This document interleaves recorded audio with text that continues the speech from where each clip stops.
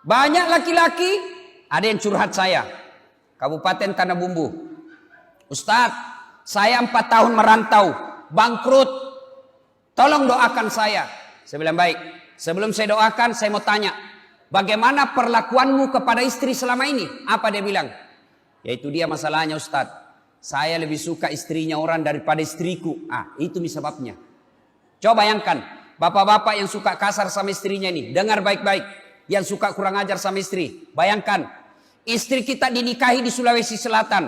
Dia tinggalkan istri anak bapaknya, dia tinggalkan ibunya yang melahirkan, dia tinggalkan tanah kelahirannya, dia datang ke Samarinda karena taat sama suaminya, dia ikuti suaminya. Ternyata sampai di Samarinda kita khianati istri kita kasari, kita kurang ajar, kita terlantarkan. Wajar Allah marah, rezeki kita susah datangnya. Kenapa? Karena kita mengkhianati istri kita. Maka saya tanya dulu, ibu bapak, siapa yang tahu berapa istrinya Nabi? Berapa? 2, 7, 9, 11. 11 istri Nabi. Tidak ada pun satu istri Nabi mengatakan, saya menyesal menikah dengan Muhammad. 11. Kita, satu istri tak menderita lahir batin. Bagaimana Rasulullah itu? Coba pelajari sisi kehidupan Nabi. Rasulullah itu kalau mandi sama istrinya, mandi junub sama istrinya. Pak Ridwan Tasa kira-kira sampai sekarang berapa kali 1 bulan mandi junub sama istri tak? Punna upa. Saya waktu pengantin baru dulu mandi junub juga sama istriku waktu pengantin baru. Ya angkat kalipatnya sayang, gosok ke sini. Waktu pengantin baru. Setelah ada anakku sekarang dia bilang mandi junub, mandi sama-sama. Ada deh gelek-gelek. Rasulullah sampai beliau usia senja. Apalagi Rasulullah Pak, Bu, kalau beliau minum, dia kasih istrinya. Minum 1 teguk, kasih lagi istrinya. Hebatnya lagi, begitu dia minum bekas istrinya, apanya? Bekas bibirnya istrinya dia minum. Bismillahirrahmanirrahim. Minum, kasih lagi istrinya. Sudah itu, dia minum bekas bibirnya istrinya. Begitu romantisnya Nabi. Misalnya Aisyah, dia minum di sini, maka dia minum di sini Rasulullah. Coba kita Pak, begitu kita minum bekas bibirnya istri, busuknya mulutmu. Begitulah Rasulullah. Nah, cuma kita juga Ibu. Nah, ada lagi satu kehebatan Rasulullah. Rasulullah setiap mau keluar rumah, dia sedekah kepada istrinya. Apa sedekahnya? Dia cium jidatnya. Mau keluar. Maka besok Ibu kalau mau keluar suami minta ki sedekah. Pak, sedekah dulu. Nah, tapi bagaimana mau ki disudakai kalau merontok? Masya Allah. Pulang ki daster tinggi sebelah. Kelihatan tali BH. Badak pica. Ada bontek. Masuk kamar tidak sikat gigi. Bagaimana suami tak mau tenang? Marah saja kerjanya mak jaluk-jaluk. Ada uang tidak ada uang ngamuk saja kerjanya. Baru 1 jam pergi suaminya menelpon mi. Di mana kok Pak? Di mana kok? Ada jadi kantor. Tekol lisu kok. Ada memang itu. Ada di sini laki-laki takut sama istrinya? Ada? Berhenti kok jadi laki-laki. Apa mau takut sama istri? Nah bilang mak jallo Ustaz, mak jallo nak kasih pecah piring. Kalau nak kasih pecah piring, kasih pecah kok 1 lusin. Piring boleh beli, harga diri sebagai suami tidak boleh diinjak-injak. Allahu Akbar. Ayo Bapak Ibu, masuk Ramadan, minta maaf sama istri minta maaf sama suami. Yang kedua, yang ketiga sekarang. Masuk Ramadan, termasuk diantaranya, bulan Ramadan ini disebut bulan ampunan. Bulan penuh ampunan.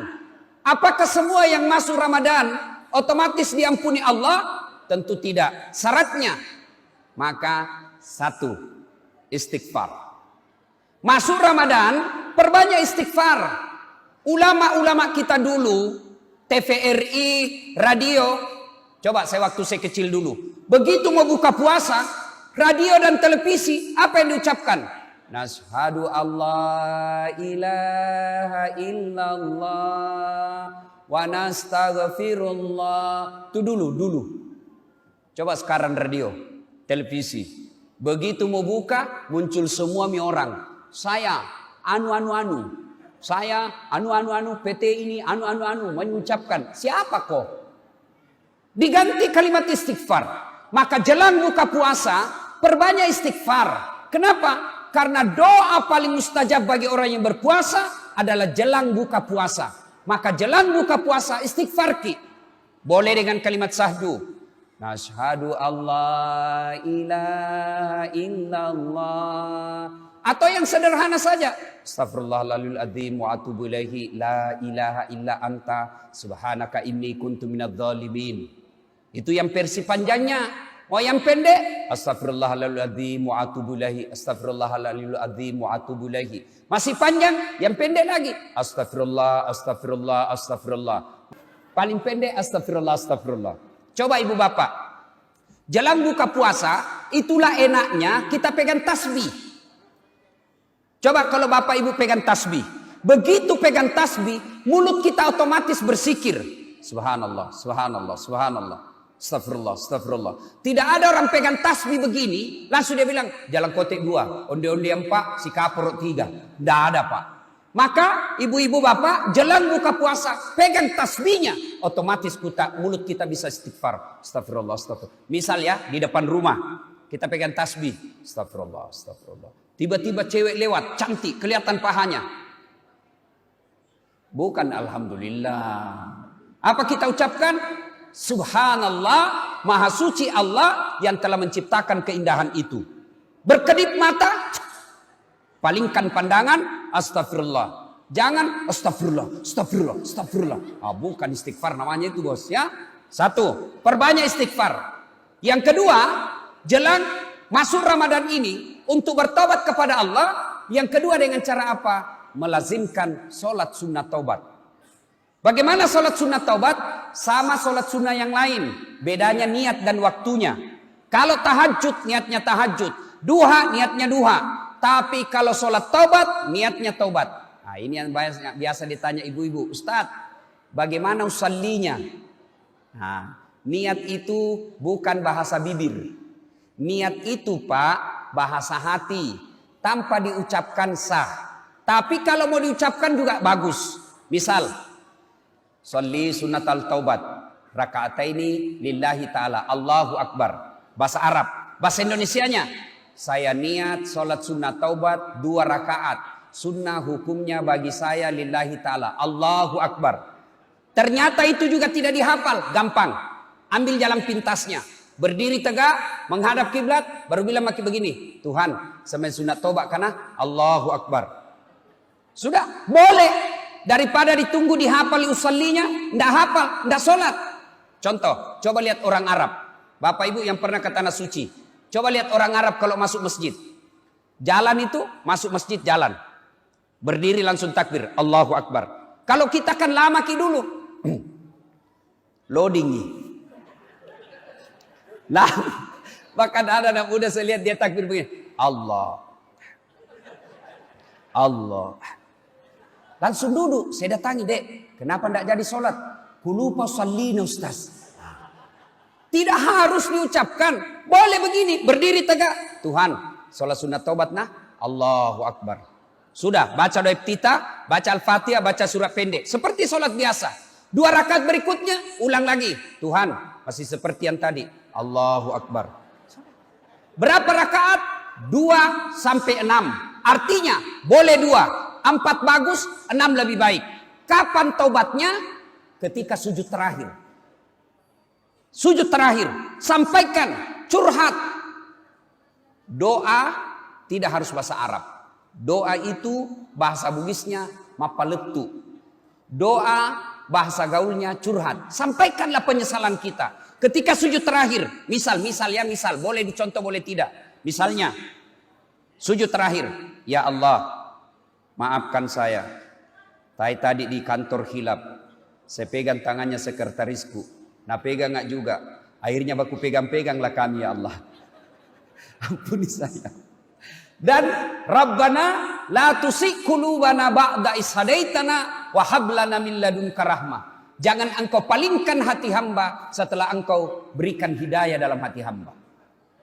Salat sunnah taubat. Kapan waktunya? Paling bagus selesai salat maghrib nunggu isya. Situ waktu paling baik. Boleh setelah isya, boleh. Boleh sebelum duhur, boleh. Boleh setelah duhur, boleh. Boleh sebelum asar, boleh. Tapi Nabi menganjurkannya selesai salat maghrib nunggu isya. Kenapa? Karena pergantian waktu dalam Islam bukan pukul 00, tapi pergantian waktu dalam Islam pukul beduk maghrib. Begitu beduk maghrib berarti selesai hari yang lalu, maka masuk sholat maghrib, masuk waktu yang baru. Maka kita sholat taubat. Mudah-mudahan dosa tak satu hari ini Allah ampuni, dan masuk kita hari berikutnya Allah telah mensucikan dosa. Ada yang tanya, Ustadz, bagaimana sesungguhnya taubat itu? Satu, taubat itu satu, mengakui. Dua, menyesal. Tiga, syaratnya tidak mengulang. Yang selalu saya bilang, taubat ibu hamil. Pernah lihat taubat ibu hamil? Pernah? Coba lihat ibu hamil kalau melahirkan. Taubat itu teriak-teriak. Taubat ma pak, taubat ma, tidak mau ma lagi hamil. Terlahir ini, terakhir nih. 7 bulan kemudian, tampu sih. Padahal sudah tobat-tobat. Ya, yang keempat, ganti dengan kebaikan. Nah, menyesal, mengakui, tidak mengulang, ganti kebaikan, maka dosa apapun Allah pasti ampuni. Kecuali yang kelima, dosa kepada sesama manusia, maka kita harus minta maaf sama yang bersangkutan. Kalau ada di sini pernah tipu caleg, disuruh bikin baleho 10, 5 jina bikin, kalah calegnya, piko minta maaf bos. Maafkan saya bu.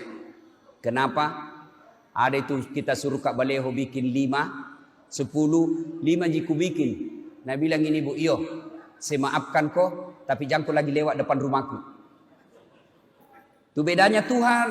Kalau Allah, kita datang membawa dosa. Ya, seorang pemuda datang kepada Nabi. Ya Rasulullah, saya pembuat dosa, saya banyak maksiat. Nabi bersabda, taubat kok. Tapi kuulang lagi ya Rasul. Taubat kau lagi. Kuulang lagi ya Rasul. Taubat kau lagi. Kalau begitu kata anak muda ini. Kalau begitu ya Rasul. Banyak dosaku. Lalu Nabi bersabda. Dosamu banyak. Ampunan Allah jauh lebih banyak daripada dosamu. Adakah manusia yang tidak punya dosa? Semua manusia punya dosa. Jangankan kita. Nabi saja punya dosa. Nabi Adam makan buah khuldi. Nabi Yunus sangka buruk kepada Allah. Nabi Lut istrinya menjadi lesbi. Nabi Nuh anaknya berkhianat. Itu Nabi, apalagi kita. Kalau begitu bukan dosa masalah kita. Masalah kita mau tidak kita bertobat kepada Allah. Dan Ramadan Allah hadirkan untuk mencuci dosa dan kesalahan kita. Seolah-olah Allah ingin berkata kepada kita, Das'at, 11 bulan kau lupakan saya, 11 bulan kau maksiat, 11 bulan kau tinggalkan saya. Wala tai'asu min rauhillah. Jangan kau putus asa. Innallaha yuhibbut tawwabina. Sesungguhnya Allah mencintai orang-orang yang bertobat. Maka Ramadan ini mari kita bertobat. Mari kita sucikan diri. Mari kita bersihkan diri dengan cara apa? Memperbanyak istighfar. Yang kedua, memperbanyak sholat sunat tobat. Dan yang ketiga, kalau kita ingin mensucikan diri di bulan suci Ramadan, as-sadaqatu, bersedekahlah. Bersedekah. Coba lihat contoh hari ini, Pak Mahyudin. Apa beliau bangkrut karena rajin bersedekah? Saya tidak pernah lihat orang bangkrut gara-gara rajin sedekah. Tidak ada orang di Samarinda, Ustadz, itu yang di sudut rumahnya bangkrut gara-gara bantu panti asuhan, bangkrut karena rajin bantu fakir miskin. Tidak, yang bangkrut gara-gara narkoba, bangkrut karena judi. Tidak ada orang bangkrut gara-gara sedekah. Bersedekahlah.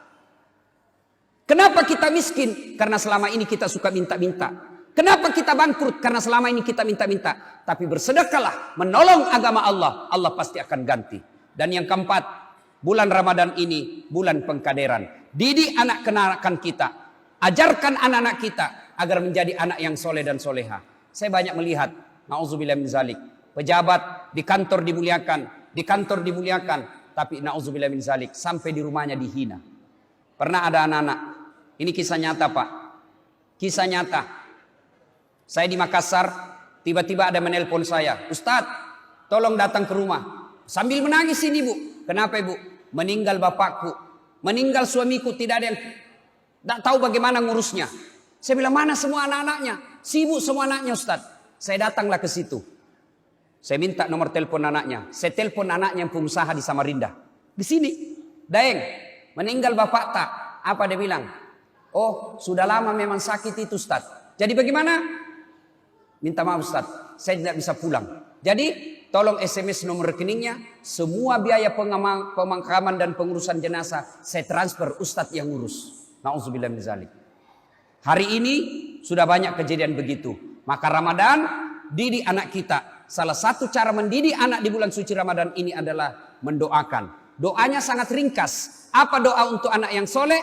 Ayo kita amalkan Pak. Selama Ramadan ini, selesai kita raweh doa untuk meminta anak yang soleh. Pendek sekali. Rabbi habli minas solihin. Ya Allah, berikan hamba anak yang soleh. Mau disuap anaknya, bisik. Ayo nak, Rabbi habli minas solihin. Mau kasih bangun anaknya, makan sahur, bisik telinganya. Rabbi habli minas solihin. Mau pergi sekolah dekat, bisik telinganya. Rabbi habli minas solihin. Nah tanya ki anak tak, apa itu nak? Saya doakan kau jadi anak yang soleh nak. Masya Allah.